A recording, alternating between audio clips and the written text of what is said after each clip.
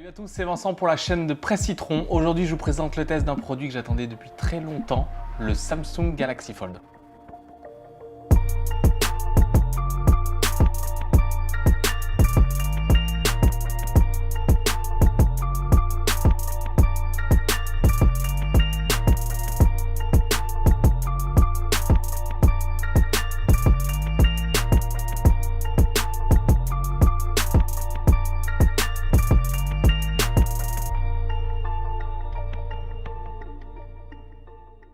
Je reviens il y a un an au CES 2019, on avait vu les premiers smartphones pliables, c'était des protos, il y avait le Rolloid de FlexPy qui a été un fail total, mais c'est une catégorie qui a commencé à m'intéresser. Au MWC, j'avais pu voir le Mate X qui m'avait vraiment emballé et pour l'instant n'est pas disponible sur le marché français, et ce Samsung Galaxy Fold qui, sur le papier, me semblait moins intéressant que le modèle Huawei, et en fait, après l'avoir eu pendant plus d'un mois dans les mains, j'ai une seule chose à dire, c'est une vraie dinguerie. C'est impossible pour moi de tester ce Galaxy Fold comme tous les autres smartphones du marché, donc je commence pour une première fois et très rapidement par la partie photo. C'est les capteurs similaires à ceux qu'on a sur les hauts de gamme de chez Samsung, donc les S10 et les Note 10. Pour moi, la qualité photo est très bonne, il y a un mix de zoom grand angle et ultra grand angle, ça marche très bien. Il y a énormément de capteurs sur le Fold, il y en a à l'intérieur, sur la face avant et sur la face arrière, et donc il n'y a rien à redire sur la partie photo. Continue direct avec les défauts, il y en a deux. L'écran avant, il est utilisable, je m'en sers principalement pour les notifications et pour répondre rapidement, mais c'est vrai qu'il est un peu petit, et le Fold nouvelle génération, donc pas le Flip, parce qu'on a vu que Samsung allait sortir au MWC un Flip, donc un téléphone pliable mais dans le sens vertical. J'espère qu'il aura un meilleur écran à l'avant, un plus grand écran à l'avant pour amener encore plus d'intérêt. Autre point que je trouve dommage, c'est cette encoche en haut à droite, à l'intérieur. Donc il y a des capteurs de reconnaissance faciale, il y a des capteurs de luminosité, il y a les capteurs photo, mais en fait je le trouve complètement inutile cet emplacement parce qu'on a déjà des capteurs pour le selfie à l'avant du téléphone, et je me demande si c'est vraiment utile à l'intérieur d'avoir ces capteurs là, d'avoir cette encoche, et si Samsung ne peut pas sur une version prochaine enlever ça et avoir vraiment un écran qui prend toute la surface, et ce serait vraiment un vrai plus. Par contre, au quotidien, c'est comme pour moi sur le Mate 20 Pro ou sur l'iPhone 11 Pro. Cette encoche, on arrive à l'oublier, même si là, ça fait un peu bizarre vu qu'elle est déportée sur le côté. Dernier défaut pour moi, il est normal, mais aussi c'est ce qui fait que ce téléphone ne peut être acheté par que très peu de monde, c'est qu'il est vendu plus de 2000 €. Donc c'est une V1, c'est normal. J'espère vraiment que sur la V2 ou la V3, on pourra arriver à un prix qui descend en dessous des 1500 €. Et là, ça en ferait vraiment un compétiteur très intéressant plutôt que prendre un combo smartphone-tablette. Mais voilà, comme je le disais en intro, ce Fold, c'est pour moi une dinguerie. C'est une dinguerie parce que je suis quelqu'un, et c'est pour ça que j'ai une chaîne YouTube et des sites high-tech, qui aiment la tech. C'est la première fois depuis la sortie du premier iPhone que je ressens un tel intérêt à utiliser un nouveau téléphone. C'est un nouveau form factor, un vrai nouveau form factor, parce que c'était bien d'enlever les encoches, d'enlever les bordures, mais là, on a vraiment une façon différente de l'utiliser. Pourquoi je dis que c'est complètement novateur et que c'est fou? Il y a pour moi un marqueur qui est très important. Mon entourage, il y a du monde, sont habitués à me voir tester les produits sans arrêt. Et là, c'est la première fois, et c'est quasiment à 100%, que chaque personne qui me voit ouvrir le Fold est intriguée, veut le prendre dans les mains, veut le tester, et en fait ébloui par la techno. Et c'est vrai que c'est pas un effet gadget, il y a aussi un réel intérêt dans l'utilisation d'un smartphone pliable. Je passe sur la partie performance. Samsung a mis, au moment de la création du Fold, parce que vous le savez, il y a eu un report dans le lancement à cause d'un problème sur l'écran, ils ont mis toute la techno qu'ils avaient la plus puissante possible. Donc à l'époque, c'était un 855, un Snapdragon 855, et donc maintenant il y a des processeurs plus puissants. Il y a 12 Go de RAM, donc c'est un des seuls smartphones à avoir 12 Go de RAM. Il y a une batterie de 4300 mAh qui fait que le Fold, que ce soit sur une utilisation classique ou souvent avec l'écran ouvert, parce que je l'utilise quand même beaucoup, il tient largement la journée. Et il y a aussi 512 Go de stockage, donc là vous pouvez faire beaucoup de photos et vous n'aurez jamais pour moi de problème de stockage. Il y a aussi la double SIM avec un combo nano SIM eSIM.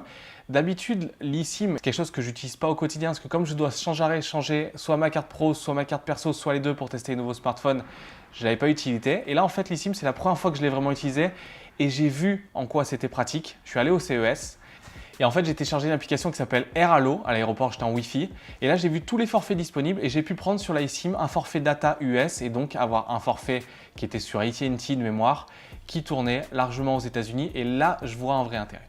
Il est aussi compatible et fourni avec un chargeur rapide, un chargeur sans fil. Là-dessus, je le trouve en retrait de ce qui se fait de mieux aujourd'hui sur le marché, que ce soit chez OnePlus ou chez Huawei. Je vous parlais de l'usage. En fait, comment j'utilise le Fold au quotidien? Dès que j'ai besoin de faire quelque chose de rapide ou de répondre à une notification, j'utilise l'écran avant. Il fait 4,6 pouces, il est petit, mais ça fonctionne bien. Par contre, dans certains cas, il peut y avoir des fautes de frappe. Dès que j'ai besoin de prendre mon temps sur une action, de regarder une vidéo, de consulter une page internet, de lire un livre, enfin tout ce qui est un peu long, dès que je me pose en fait, j'ouvre l'écran, 7,3 pouces, je le trouve très beau cet écran. Alors, il y a une pliure au milieu. Quand on est en face, on la voit pas du tout, on l'oublie complètement. Quand on est légèrement décalé sur le côté, on voit tout de suite la pliure. Mais dans un usage quotidien, c'est vraiment pas quelque chose qui est dérangeant et vraiment, j'ai pas de différence vraiment visuelle avec un écran classique de téléphone. Bien sûr, il y a une différence au niveau du tactile, comme c'est du plastique, et ben la sensation est un peu différente au toucher. Et surtout, en fait, le fait d'avoir un pliable, on a un form factor qui, même si le Fold est assez épais et est assez lourd, il prend beaucoup moins de place parce que j'ai pas besoin d'emmener une tablette et un téléphone en déplacement. J'étais dans l'avion, par exemple, pour aller au CES, et ben, j'avais téléchargé tous mes films sur Plex, sur VLC ou sur Netflix, et directement, j'avais ma tablette, j'avais qu'un seul produit à recharger, et c'est quand même hyper pratique. Alors, je le disais, il est plus lourd qu'un téléphone classique, il est par contre aussi haut que mon P30 Pro. Il est moins large, donc ça a plus un format de télécommande. Et quand on l'a en main en format fermé, on a vraiment l'impression d'avoir une pièce qui est massive, qui est solide. Donc il faut aimer ça aussi. Et sur la solidité, faut pas le dire à Samsung, j'ai fait tomber 2 fois le Fold, il n'y a jamais eu de souci. Ce qui est impressionnant aussi, c'est que même si c'est une V1, il y a une très bonne gestion logicielle. Alors il y a des bugs sur Instagram et Snapchat, mais ça vient des applications. Sur tout le reste, sur le passage de l'écran avant à l'écran arrière, il n'y a jamais de bug. C'est vraiment ultra fluide et j'ai vraiment cette sensation que tout a été pensé de A à Z par Samsung. Et c'est vraiment très agréable. One UI était prévu pour utilisation à une main et là on s'en rend compte vraiment. Si vous consultez n'importe quelle application sur l'écran interne et que vous fermez, par défaut, l'écran avant ne va pas s'allumer, donc ça va éteindre le téléphone. Vous pouvez dans les options configurer certaines applications pour qu'elles restent ouvertes. Donc moi je l'ai fait par exemple pour Chrome, pour YouTube, pour Google Maps. Et en fait, que je sois en format ouvert ou fermé, l'application va rester ouverte et c'est très bien. Il y a un capteur d'empreinte digitale qui est situé sur le côté. Il n'est pas des plus pratiques, mais la reconnaissance faciale est assez rapide, fonctionne très bien et fonctionne à la fois avec la caméra qui est sur la face avant et sur la face intérieure.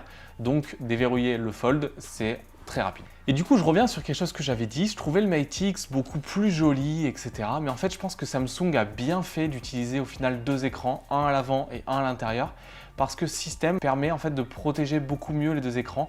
Donc voilà, est-ce que vous devez acheter le Galaxy Fold? Je sais que tout le monde a dit la même chose, ce smartphone n'est pas abordable et c'est le cas. Je ne vais pas acheter le Galaxy Fold parce que c'est un téléphone à 2020 €, je le répète.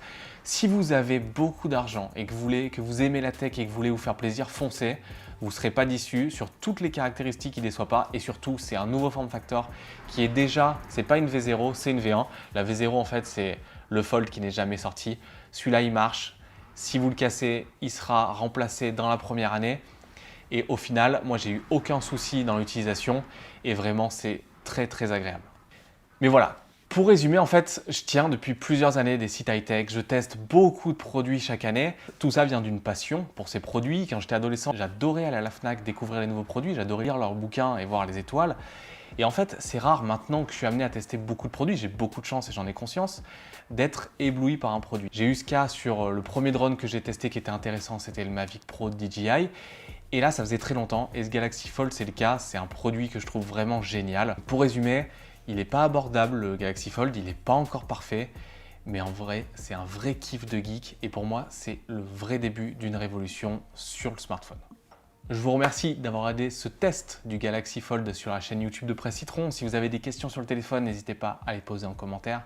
Si vous avez aimé la vidéo et que vous ne connaissez pas, n'hésitez pas à vous abonner à la chaîne, il y a beaucoup de tests qui vont venir. Le prochain, c'est certainement le Mate 30 Pro que j'ai fait importer de Chine. Et moi, je donne rendez-vous très bientôt dans une nouvelle vidéo sur la chaîne YouTube de Presse Citron. À bientôt.